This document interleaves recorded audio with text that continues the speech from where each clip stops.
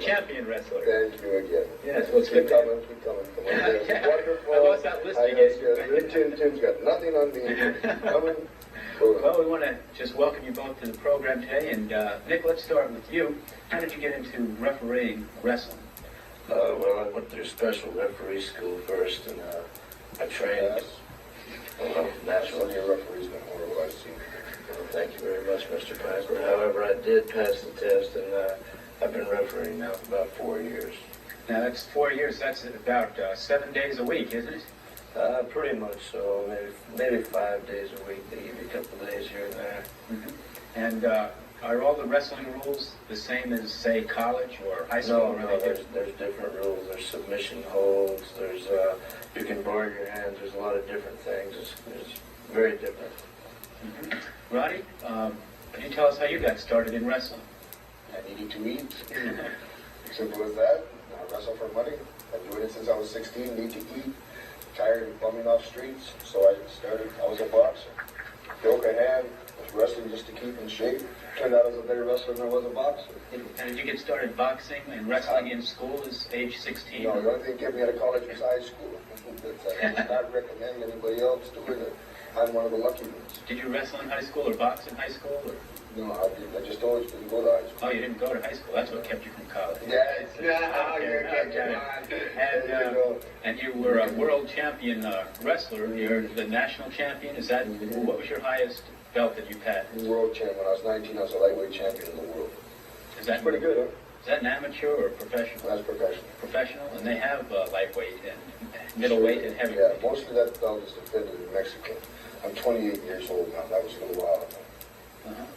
Well, great. And then. Oh, isn't it great, though? Yes, sir. It's a wonderful thing. Certainly it is. You know, and I just admire Roddy Piper's commentary style, too. We've seen you on TV and interviewing the Armstrongs. Just appreciate your commentary. Did you say that when you were at home sitting listening to me? You just Yes, say sir. that No, I appreciate that, and I appreciate Gary Hart and all those guys, too.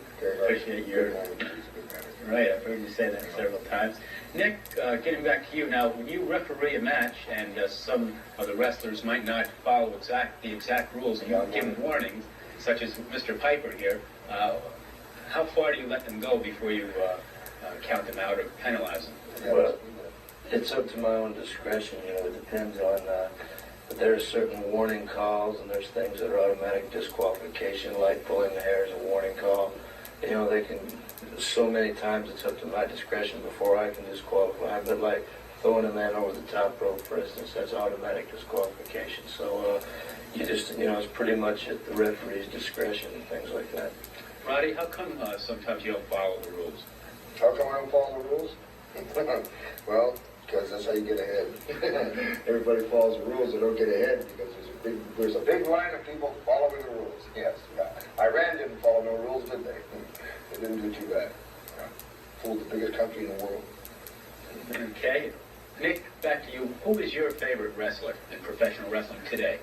I don't have a particular favorite wrestler because I have no choice. I can't say that I like one over the other. I try to get along with everybody and just do my job. Let's put it this way. Who is the wrestler that you would say perhaps does follow most of your rules, is a good, clean wrestler, and maybe one that doesn't, is the worst offender in many cases? Well, there's so many well, Mr. Piper here is not too bad since he's sitting here right next to me. But it's hard to say. Everyone has their own style, and I just call what I see. Roddy, other than yourself, who is your favorite wrestler?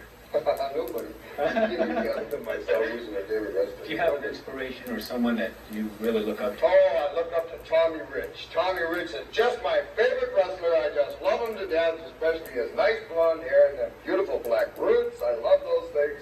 He's my favorite wrestler. Well, of course, a lot of the girls scream after him, but I noticed today at the press conference, a lot of them screamed after you, too. Yeah, more screamed after him. I didn't like that. Okay. All right. And now that you're wrestling heavyweight, Roddy, are you going for the heavyweight title belt, or are you just in it to eat? He won't fight me. I tried a couple times. I was the last guy to beat Ric Flair for the United States Heavyweight Championship. That was the last time he fought me. Since that, he won't fight me. I don't blame him. I wouldn't want to fight him either. Yeah, but sometimes, someplace, he's going to have to get back. He's got a hard job. He's got a lot of guys trying to knock him off. A lot of top competitors. He's taking them on one after another. Pretty soon he's going to have to come around to me, and he'll be all worn down, and I'll just be full of vitamins, vim, vigor, and cheer, and I'll be the heavyweight champion of the world. Who do you say is your toughest competitor that you've faced so far? Besides yourself, I mean, who you faced is the toughest match? Rich is a tough competitor. How much as I hate to say it. Yeah, he's probably one of the tougher ones that I've met. Mad Dog Vachon, Larry Henning. I don't know how long you got. Mad Dog Vachon, Larry Henning, George Scott. He's been one of my toughest competitors. Yeah. Roddy, a lot of people are probably don't understand about the different leagues that you have in wrestling, like the NWA. It's real simple. It's real simple. How many different hockey leagues you got? You used to have the WHA, used to have the NFL, or excuse me, the whatever you call that hockey league. That's NFL. No, that's football. NHL. That's all. Yes. Thank you very much. That's why he referees my wrestling. Yeah. He knows the rules. Yeah, I got all kinds of football leagues. You got 2 or 3 different football leagues. It's the same thing in wrestling. You got 2 or 3 different wrestling leagues. Well, can a wrestler go from league to league? Wrestler is independent, completely independent. The only thing that establishes, the league is the people that promote the league themselves. Just the same as with your football, baseball, soccer, whatever you happen to be doing. Myself, I'm completely independent, and I wrestle for whoever wants to fight me, which is hard to find fights these days. For all you tough guys out there that are sitting home and saying to your girlfriend that is admiring me, he's not so good. Come on, because I need some fights because I cannot find people to fight me. Yeah. And are you married, Roddy? Why? Well, probably a lot of young ladies would be interested. Yes, I'm married. You are married, okay. Nick, are you married? No, I'm not married. Okay, you have a girlfriend? Sometimes. Okay, now if anyone... Sounds pretty floozy, I If anyone would like to write to either one of you, where can they contact you? They'd have to write Georgia Championship Wrestling in Atlanta. Or just send, the best thing to do is send your mail to Ted Williams here, right here, Ted, and he will make sure that we get all of them. I'll do my best. Yeah. Can I read it first? Well, I bet you do. Yes, you did. As soon as you Okay. as soon as you get out of your closet, yes, you can. Okay. Earlier, you had a thing going between Bob Armstrong and yourself and Brad Armstrong. I think it was a date. Well, I don't know. It was something. It was, I didn't have nothing going with Bob Armstrong. I didn't have anything going with Brad Armstrong. Well, just people who tried to fight me, people who came out and talked to me in front of nationwide, trying to make a name for themselves. That's okay. That's that's all right. how did that end up? How'd that end up? Or is it still going? I'm sitting here and they're not. Okay. Yeah. Has that been finished? Now, of course, you said on nationwide TV that you're from Scotland and you even appeared in Glasgow and you've appeared in kilts and so forth. Do you feel a strong heritage in your Scottish ancestry? Sure. I've been playing the bagpipes since I've been inside. Throwing capers, going to Scottish games, playing for Highland dancers. That's the best part. Yeah. What about Scottish wrestlers in general? Does Scotland have several wrestlers other than yourself that have made a big name? Black Angus. That's one of them. That's old timer. But right now, they don't have a lot of good wrestlers in Scotland mostly because they have a different system of teaching over a European style. A European style is a flat-footed style of wrestling. It's not a movable style. It's not a movable style of wrestling. Where America has progressed there, and that's one of the advantages that I had is I left Scotland and moved to Australia, lived in Australia, and from Australia went to Canada, and from Canada here, so I had the advantages of a lot of different countries and learning a lot of different ways. I still have the price tag on my tag. Did you see that? How much is that? It's $1.39. Okay. Yes, and so they have a flat-footed style, which inhibits them there from... the Americans are far progressed. However, having learned Japanese styles, having learned all the styles of style, it really helps. So that's why you don't have a lot of good Europeans. Same with European boxers. You don't have a lot of good European boxers.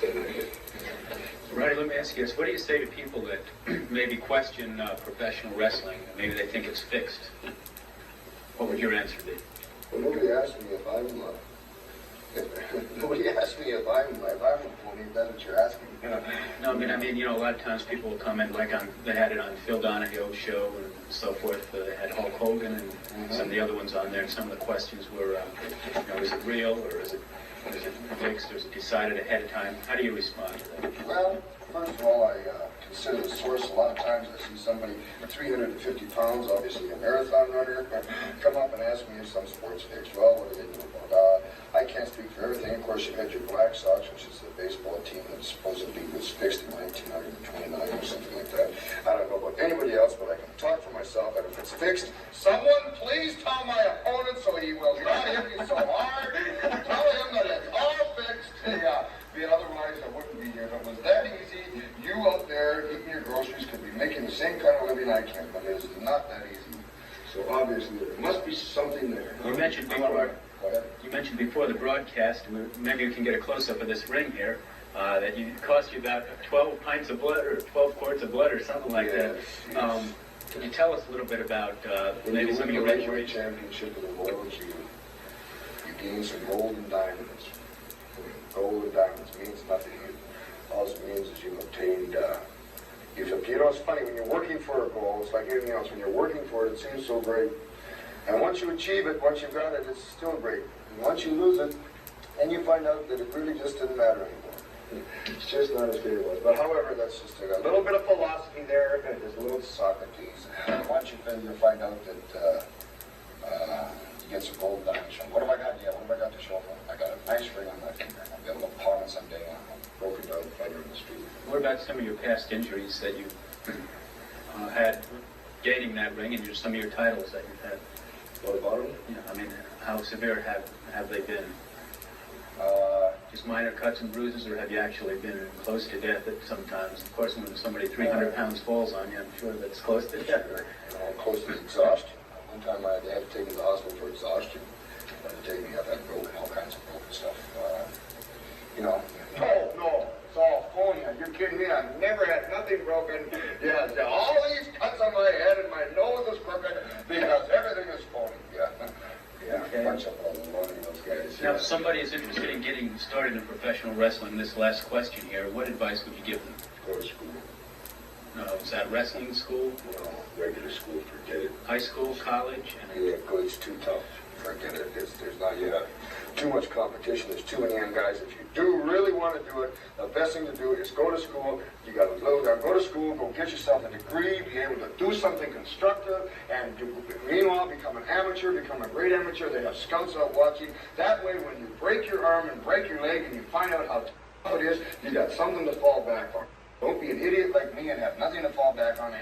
To make it or not make it. So go to school and get that all done because you got your whole life ahead of you. Sometimes young people have the idea that they really have to hurry into things. That's not true, man. Go get that done. When you got something to fall back on, then you can do what you want. Roddy Piper, Nick Patrick, both from Georgia Championship Wrestling, now World Championship Wrestling. We want to thank you both for being on the program today and invite you back the next time you're in the area. Thank you, Ted. Thanks for the reference. Okay, that's all the time we have.